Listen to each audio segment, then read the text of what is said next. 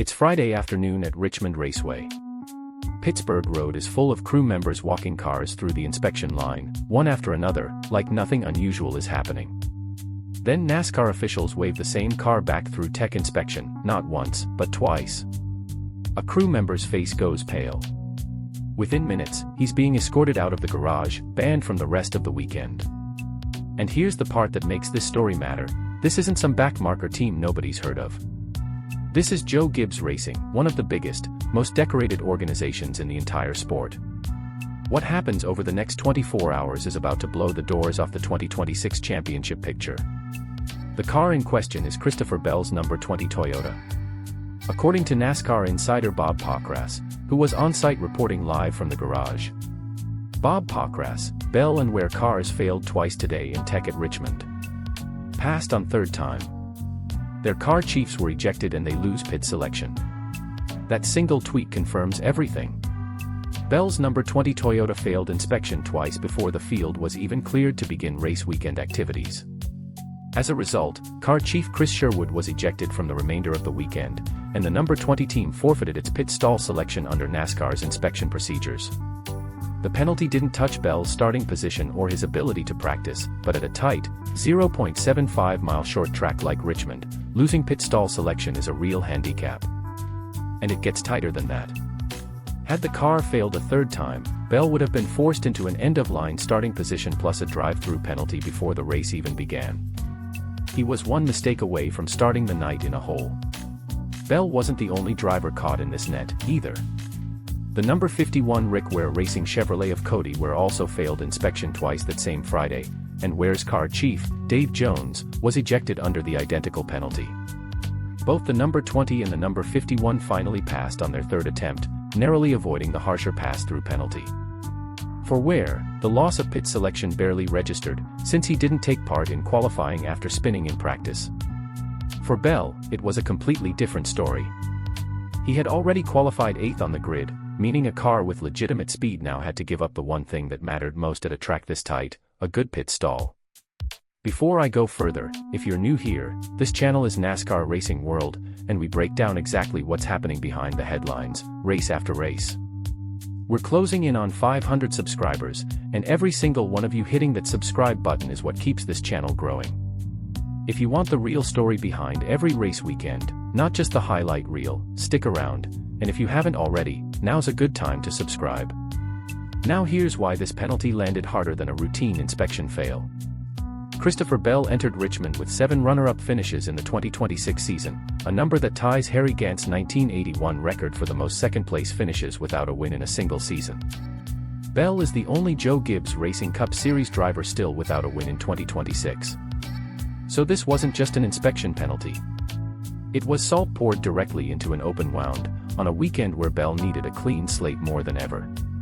And Richmond is supposed to be one of his better tracks. Across 10 career starts at Richmond, Bell has posted 4 top 5 finishes and 7 top 10 finishes, meaning the raw speed to finally break through was there.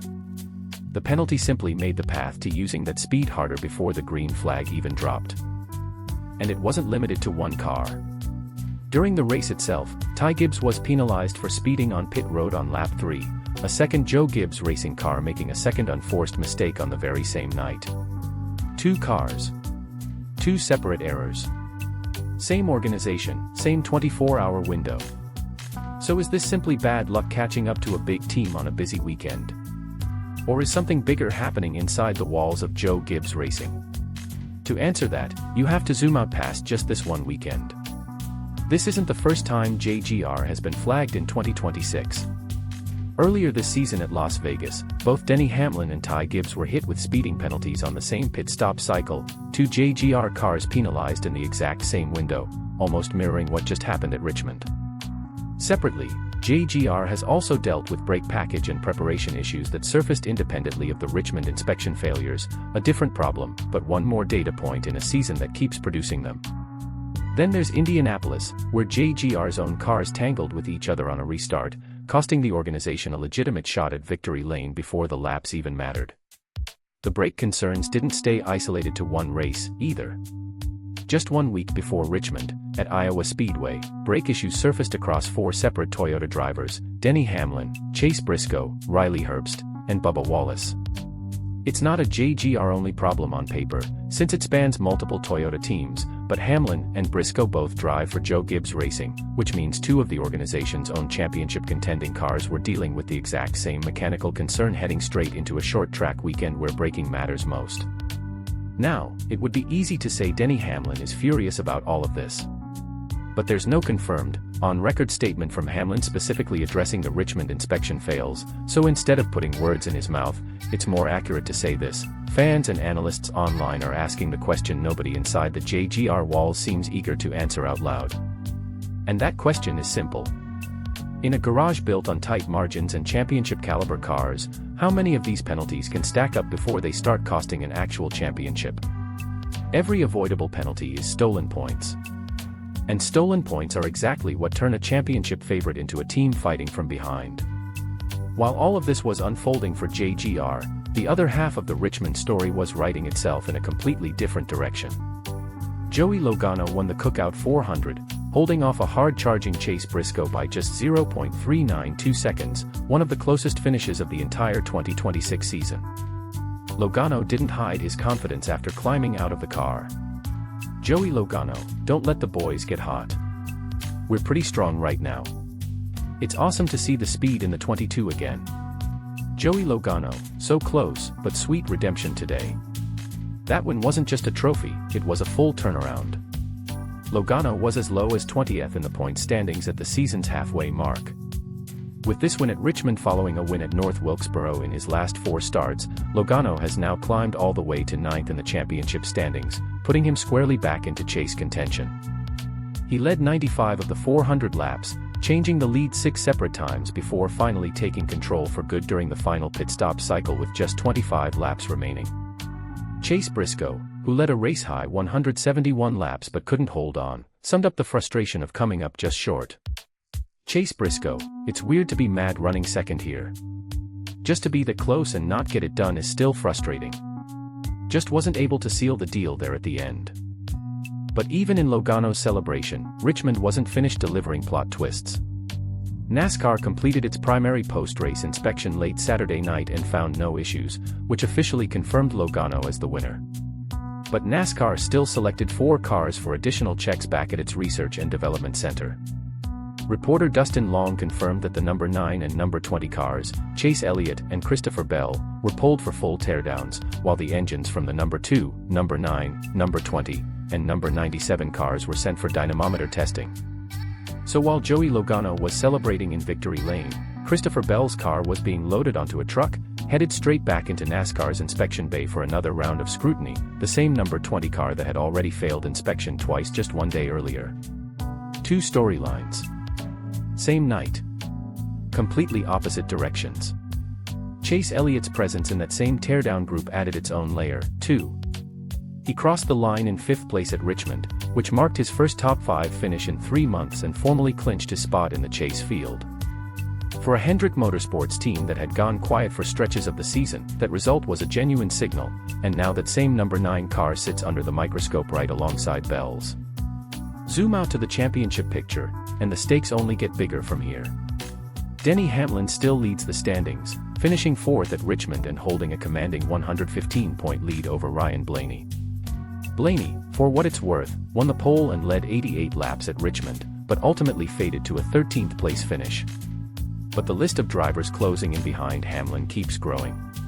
Tyler Reddick currently holds the most race wins of anyone in the field this season. Chase Briscoe is in the middle of a genuine breakout year, now a legitimate championship-caliber threat. Kyle Larson has led 639 laps this season with 0 wins, a driver loaded with speed that nobody in the garage fully trusts heading into the playoffs, though he did climb from a 30th place starting spot all the way to a 6th place finish at Richmond.